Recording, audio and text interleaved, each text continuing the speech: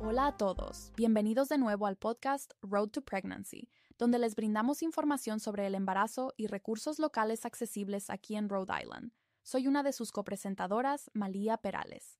Y soy su otra copresentadora, Ashley Houlihan. Gracias por acompañarnos. Hoy tenemos un episodio muy emocionante con una invitada especial que nos ayudará a explicar las pruebas genéticas durante el primer trimestre y en la primera parte del segundo trimestre.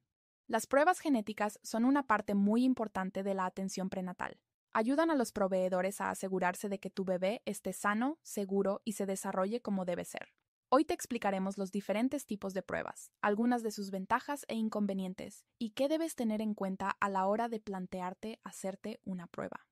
Nos emociona mucho tener a la doctora Margie Thorson en el podcast para ayudarnos a explicarlo todo. La doctora Thorson es originaria de Rhode Island y completó su licenciatura, la Facultad de Medicina y la residencia en Ginecología y Obstetricia aquí en Brown. Actualmente se encuentra en su último año de especialización en Medicina Materno-Fetal en Women and Infants, donde está realizando formación adicional para aprender a atender a mujeres con embarazos más complejos.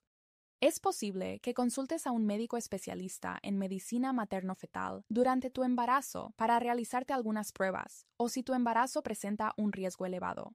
Se habla mucho sobre las pruebas genéticas, por lo que la doctora Thorson es la persona perfecta para ayudarnos en este episodio. Tiene un interés específico en la investigación sobre la educación médica y la equidad en la salud, y además es madre, por lo que puede ayudarnos a ver las cosas tanto desde la perspectiva médica como desde la del paciente. Muchas gracias por invitarme. Estoy muy emocionada de estar aquí hoy. Y creo que este tema es uno de mis favoritos porque hay muchas cosas que no sabía cuando empecé mi formación médica. Incluso cuando era una ginecóloga obstetra en residencia, sentía que había tantos recursos sobre genética y embarazo que me abrumaban como doctora. No podía ni imaginar lo abrumador que debía de ser para nuestras pacientes. Así que estoy muy emocionada por analizar este tema hoy y hablar de él paso a paso. Muchas gracias por estar aquí. Antes de profundizar en los diferentes tipos de pruebas genéticas a las que pueden someterse las mujeres durante el embarazo, nos gustaría aclarar algunos términos importantes. Según tengo entendido, existen pruebas de detección y pruebas de diagnóstico. ¿Podría explicarnos la diferencia entre ambas? Claro, durante el embarazo consideramos que las pruebas de detección son pruebas que indican si tienes un riesgo alto o bajo de padecer una determinada condición genética. Por otro lado, las pruebas de diagnóstico son realmente una forma de obtener una respuesta afirmativa o negativa, por lo que pueden indicarte con mayor certeza si tu embarazo se ve afectado por una condición genética o no. Sin embargo, las pruebas de detección, por otro lado, suelen ser menos invasivas, pero realmente te colocan en una categoría de riesgo sin darte una respuesta afirmativa o negativa. Entendido. Gracias. Teniendo esto en cuenta, repasaremos algunos de los diferentes tipos de pruebas genéticas que se pueden realizar, y una de las primeras cosas que tus médicos podrían mencionarte, incluso antes de quedar embarazada, es la opción de realizarte un cribado de portadores. ¿Podrías explicarnos un poco en qué consiste esa prueba y quiénes pueden beneficiarse de ella? Por supuesto, me encanta que hayas mencionado la etapa previa al embarazo, porque realmente creemos que es el mejor momento para obtener esta información. La gente no siempre oye hablar de ello o piensa en ello hasta que se queda embarazada, y eso también está bien, pero si tienes la oportunidad de hacerte un cribado de portadores antes de la concepción, es una forma de saber si eres portadora de determinadas enfermedades genéticas o si hay cosas en tus genes de las que quizá no tengas ningún síntoma, pero eres portadora de una copia de un gen que podrías transmitir a un futuro feto. Y realmente esto puede ayudar a planificar el embarazo y a pensar en diferentes formas de formar una familia, ya sea simplemente siendo consciente de que es posible, pensando en la fertilización in vitro con óvulos o esperma de donantes, dependiendo de cuál sea la afección, o incluso haciendo algo como pruebas genéticas antes de la implantación, en las que se puede examinar el embrión antes de implantarlo para determinar si podría verse afectado por alguna de esas afecciones que se pueden detectar con el cribado de portadores. En resumen, se trata de una forma de determinar si eres portadora de un gen y, si la pareja con la que te has embarazado también es portadora de ese gen, entonces sería conveniente que acudieras a un asesor genético para valorar las probabilidades de tener un hijo afectado por esa condición. Es algo que se puede hacer durante el embarazo, pero también antes de quedarte embarazada. No es una prueba que cambie con cada embarazo. Es intrínseca a la persona que se somete a la prueba. Genial, de acuerdo. ¿Y cómo funciona el seguro en ese caso? ¿El seguro cubre esa prueba? Realmente depende de lo amplio que sea el panel. Hay una serie de condiciones básicas que el Colegio Americano de Obstetricia y Ginecología recomienda que se analicen. Las más comunes son la fibrosis quística, la atrofia muscular espinal y, luego, las hemoglobinopatías, es decir, buscar cosas como el rasgo de células falciformes o la anemia falciforme si hay dos partes afectadas, es decir, si tanto el óvulo como el espermatozoide tienen una copia de ese gen.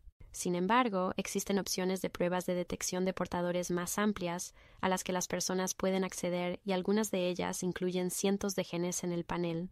Por lo tanto, es muy importante saber cuánta información deseas conocer y qué harías con esa información, así como saber cuáles de los paneles están cubiertos por tu seguro.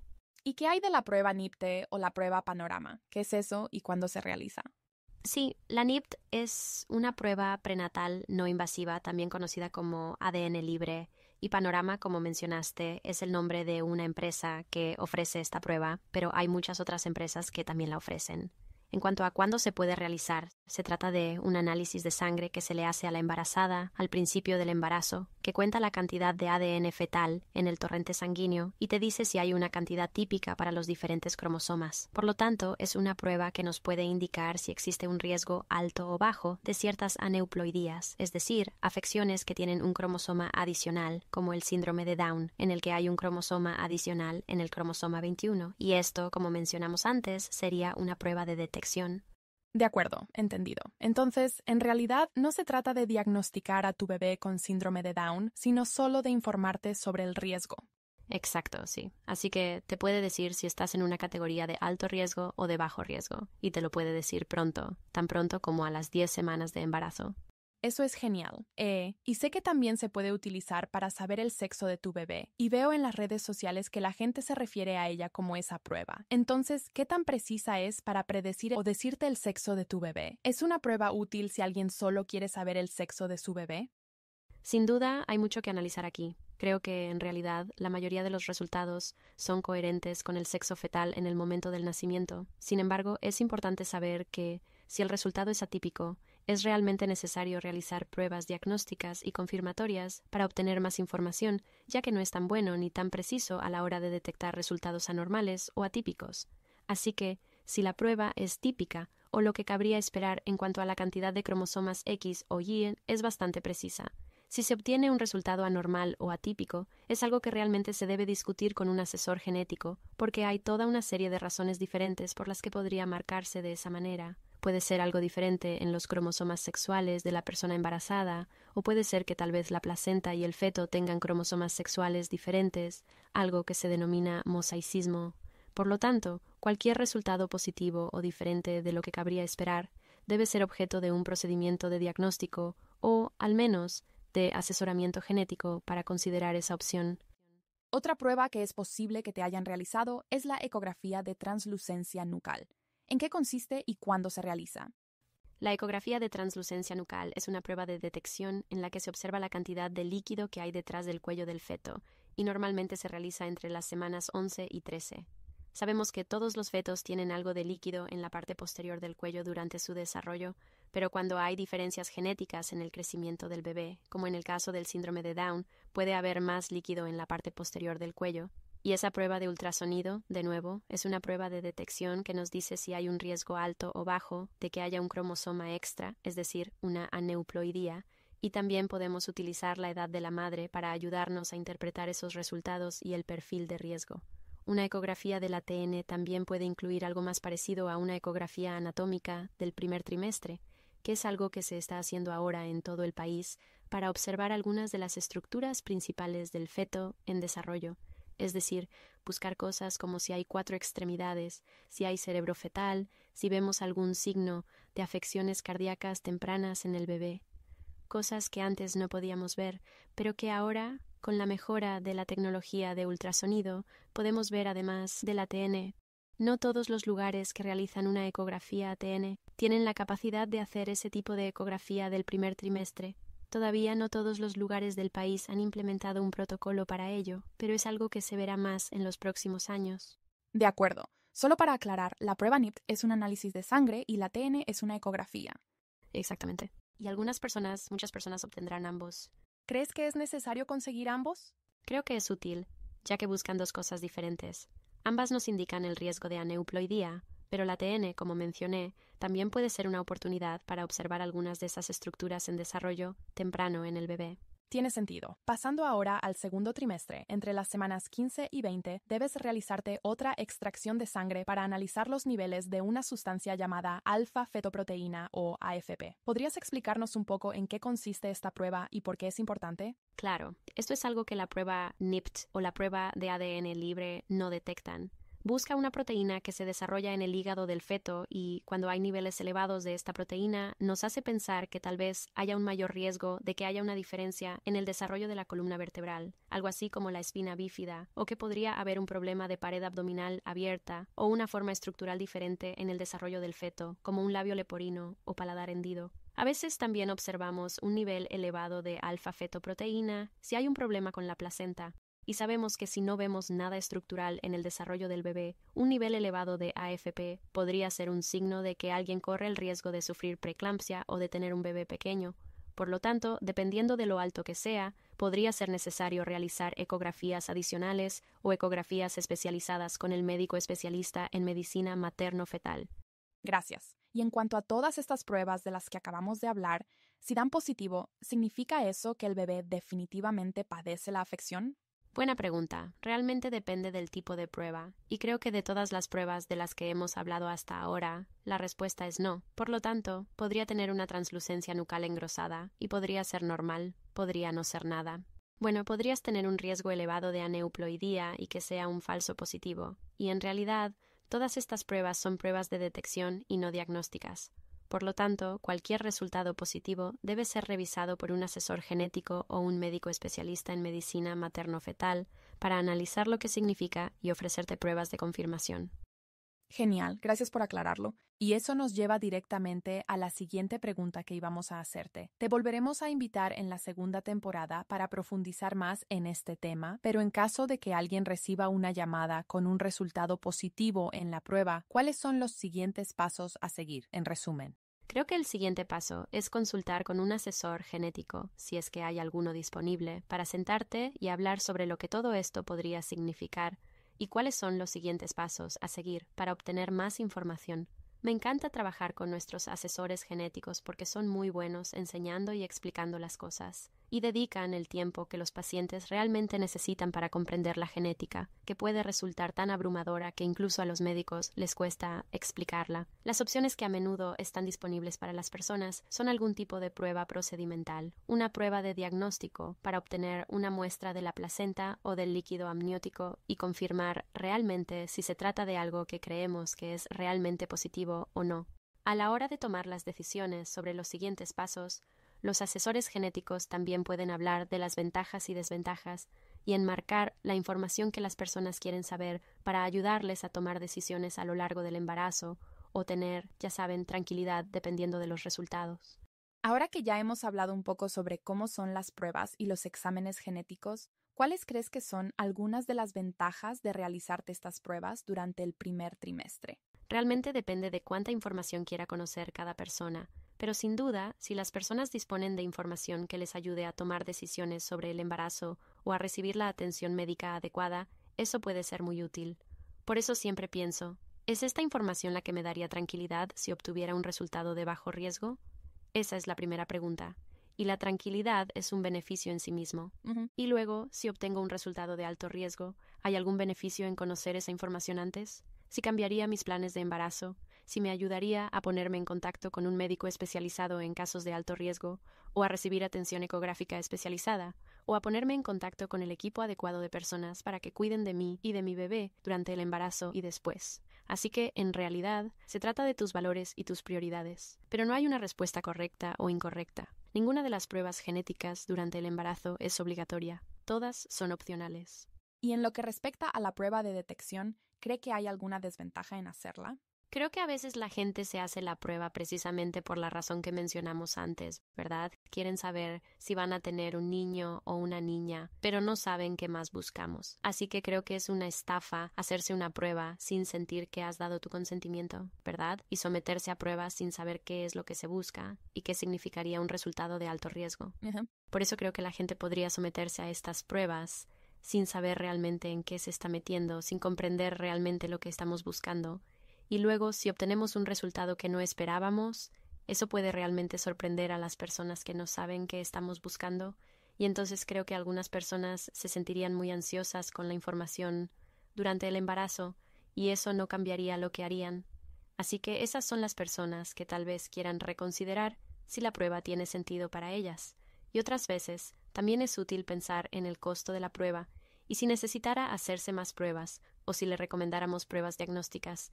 ¿Es eso algo que querría o no querría? Porque es una opción hacerse pruebas diagnósticas desde el principio, lo cual es mejor para algunas personas que necesitan una respuesta afirmativa o negativa para estar tranquilas.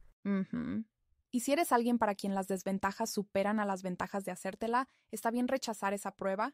Sí, es una decisión personal y realmente debería ser algo que se discuta, no algo que ordenemos sin hablar primero con nuestras pacientes. Hay mucho que tratar durante el embarazo. Creo que hubo un estudio que demostró que las personas que brindan atención prenatal dedican 1 minuto y medio a este tema en total. Hay tanto que tratar que es muy difícil darse cuenta de que es opcional cuando es algo sobre lo que no hablamos mucho. Wow, sí, tiene sentido. Bueno, es bueno que estemos hablando de ello ahora, profundizando un poco en el tema. ¿Hay algún grupo de personas o alguna circunstancia que debería hacer que alguien se planteara seriamente someterse a pruebas genéticas? Sí, las personas mayores de 35 años cuando quedan embarazadas tienen un mayor riesgo de haploide. Las personas que presentan resultados anormales o inesperados en la ecografía son aquellas que podrían necesitar más información sobre la genética del embarazo, ya que la ecografía es, en general, una prueba estructural, mientras que el ADN libre y algunas de las otras pruebas de las que vamos a hablar son pruebas genéticas, y esas son diferentes y pueden complementarse entre sí para darnos una mejor idea de lo que está sucediendo. Y luego, con el cribado de portadores, si tienes antecedentes personales o familiares de ciertas afecciones genéticas, eso puede ser una razón para considerar también un cribado específico de portadores o incluso pruebas diagnósticas. Pero las personas que se encuentran en una de estas categorías de mayor riesgo o que tienen circunstancias especiales, a menudo se benefician de sentarse con un asesor genético para hablar realmente de lo que tiene sentido para ellas específicamente. Bien, y cambiando un poco de tema, he visto algunos videos en TikTok e Instagram sobre cómo hacerse una prueba de sexo sin receta médica en farmacias como Walgreens o CVS, o incluso en línea a través de otra empresa. ¿Son fiables esas pruebas para determinar el sexo del bebé? Ah, qué pregunta tan difícil. No he consultado el estudio principal que utilizaron para validar sus pruebas, aunque la empresa que realiza las pruebas es la misma que suelen utilizar los proveedores durante el embarazo, para obtener ADN libre de células a partir de las 10 semanas. Diría que cuando tenemos pacientes que se han sometido a estas pruebas genéticas directas al consumidor, seguimos ofreciéndoles las opciones estándar de ADN libre a partir de las 10 semanas, para obtener una prueba confirmatoria con un estudio y un tipo de prueba que sabemos que ha sido validado. Y, en general, recomiendo a las pacientes que eviten las pruebas genéticas directas al consumidor si no tienen un proveedor con quien discutir los resultados, porque si obtienen un resultado diferente al esperado o, ya sabes, se encuentran entre esa 1 de cada 400 personas que tiene una aneuploidía cromosómica sexual o una diferencia cromosómica sexual, es posible que no sean capaces de entender lo que eso significa para ellas. También creo que es importante señalar que en el sitio web de algunas de estas empresas privadas se menciona que se les permite utilizar los datos genéticos de los usuarios para el desarrollo de productos, la investigación, la mejora de productos y el marketing. Y eso tiene un significado bastante amplio. No está bien definido en sus preguntas frecuentes, y no creo que sea una pregunta frecuente que realmente debamos hacer. ¿Qué pasa con tu ADN? No lo sabemos. No puedo decirte nada al respecto solo por mirar su sitio web. De acuerdo. Sí, algo en qué pensar. Es algo en lo que pensar. En una onda similar, ha habido otros videos de TikTok sobre una prueba llamada Baby Pig, que dice que puede decirte diferentes rasgos que tendrá tu bebé, como si le gustarán los alimentos dulces o salados. ¿Es algo que se puede detectar mediante un análisis de sangre? ¿Es esto preciso? De nuevo, también es controvertido y muy caro, y creo que plantea la pregunta ¿qué se gana con ello? Quizás sea algo divertido para la gente, pero ¿qué esperamos obtener realmente de estas pruebas? No son algo que recomendaría de forma rutinaria a mis pacientes. Creo que pueden ser caras y tal vez sean un experimento mental divertido, pero ¿te proporcionan alguna información nueva sobre el embarazo que te ayude a planificar el futuro? Y, de nuevo, ¿qué hacemos con estos datos genéticos y qué ocurre con ellos cuando se divulgan? No lo sé, no está muy claro. Bueno, Ashley, quiero hacerte algunas preguntas porque sabes mucho más que yo sobre redes sociales y sé que has dedicado algo de tiempo a ver TikTok y algunas de las cosas que los pacientes ven en Internet cuando buscan información sobre la NIPT o el ADN libre. Entonces, ¿qué crees que deberían saber las pacientes cuando van a TikTok para informarse sobre estos temas? ¿Qué has encontrado al buscar entre los resultados más comunes sobre este tema? Esa es una gran pregunta. Creo que hay que recordar que las personas que han tenido una experiencia más negativa, traumática o aterradora son mucho más propensas a hablar de ello en las redes sociales que alguien a quien quizá le hayan hecho las pruebas genéticas y todo haya salido bien. Es posible que estos últimos no se sientan tan inclinadas a compartirlo. Por lo tanto, creo que, ante todo, hay que recordar que lo que se ve en las redes sociales puede estar sesgado hacia una perspectiva más negativa. Y luego, en el estudio que estábamos realizando, los tipos de videos de ese tipo, más bien videos alarmistas, eran la mayoría de los videos que encontramos sobre estos temas y fueron publicados por personas que no necesariamente tienen formación en el ámbito de la salud. Por lo tanto, hay que recordar que puede haber aspectos de la situación que no se les hayan explicado bien o que no comprendan del todo. Por eso, cuando vean videos de este tipo, creo que es importante mirarlos con ojo crítico y no darles por buenos sin más. Hablen con su médico, investiguen por su cuenta antes de aceptarlos sin más e integrarlos en su perspectiva. Esa experiencia es válida, pero es la experiencia de una persona y no abarca la experiencia de todo el mundo. Eso es muy importante. Hay tanta desinformación en Internet y puede ser tan persuasiva y aterradora. Creo que una de las cosas de las que he visto hablar a mucha gente es lo mucho que les asusta un procedimiento de diagnóstico y lo aterrador que puede ser someterse a una punción, cuando la realidad es que, en realidad, es bastante sencillo. Y claro, someterse a una punción puede intimidar, pero, en general, es muy seguro. ¿Es eso algo que también observaste en el estudio de TikTok que hiciste? Sin duda, creo que una de las razones por las que mucha gente duda en someterse a pruebas diagnósticas es porque son más invasivas. A la gente no le gustan las agujas y es un procedimiento que da miedo. Así que creo que eso fue, sin duda, un obstáculo para mucha gente. Y creo que cuando te encuentras con eso, por supuesto tienes que tener en cuenta tus propios valores, lo que esperas de las pruebas genéticas y tu propia comodidad con estos procedimientos. Pero, de nuevo, las personas que van a TikTok e Instagram y comparten esta información probablemente sean más propensas a compartir sus experiencias negativas, y estos procedimientos son seguros y los hacemos por una razón. Y si las experiencias negativas fueran la mayoría, no sería algo que los proveedores te ofrecieran como opción, así que creo que hay que recordar eso. Sí, definitivamente. Y antes de terminar, ¿hay alguna pequeña reflexión o algún comentario final que quieras mencionar con respecto al cribado genético y al proceso de toma de decisiones desde tu propio punto de vista como persona que ha estado embarazada o como profesional? Sí, creo que solo para recapitular, porque hemos hablado de muchas cosas, solo para resumir, ya desde la semana 10 del embarazo tienes la opción de hacerte un análisis de sangre para ver si tienes un riesgo alto o bajo de algunas de las aneuploidías más comunes, concretamente el síndrome de Down, la trisomía 13 y la trisomía 18, y esa prueba también puede analizar los cromosomas sexuales. También tienes la oportunidad de hacerte una ecografía de translucencia nucal, que a veces incluye más anatomía del primer trimestre, y luego, más adelante en el embarazo, puedes hacerte una AFP, que es una prueba de sangre que detecta cosas como la espina bífida o un mayor riesgo de un problema abierto en la pared abdominal del bebé. Otra opción aparte de todo esto es hacerse pruebas diagnósticas en las que se toma una muestra de líquido amniótico o una muestra de tejido placentario para saber si hay o no un síndrome genético, y esa prueba puede dar un resultado afirmativo o negativo. Se pueden buscar tanto aneuploidías como síndromes genéticos más específicos que puedan ser hereditarios en su familia o que puedan ser detectados mediante un cribado de portadores, que, de nuevo, es un análisis de sangre. Pueden ser cosas que tú quieras examinar específicamente en tu caso y en tu historial. Espero que este resumen te haya resultado útil con todo lo que hemos hablado durante los últimos 20 minutos. Sí, qué información tan genial. Muchas gracias por compartir tus conocimientos con nosotras y con todos nuestros oyentes. Estamos muy agradecidas de haberte tenido en el podcast para este episodio. Gracias por invitarme. Claro. Muy bien. Muchas gracias a todas por sintonizar el episodio de hoy sobre las pruebas genéticas durante el embarazo. Esperamos haberles ayudado a sentirse un poco más seguras al comprender los diferentes tipos de pruebas disponibles durante el embarazo y cómo tomar esas decisiones por sí mismas. Recuerda seguirnos en Instagram para obtener consejos útiles, actualizaciones y más información relacionada con el embarazo. Y comparte este episodio con cualquier persona que quiera saber más sobre las pruebas genéticas durante el embarazo. ¡Hasta la próxima!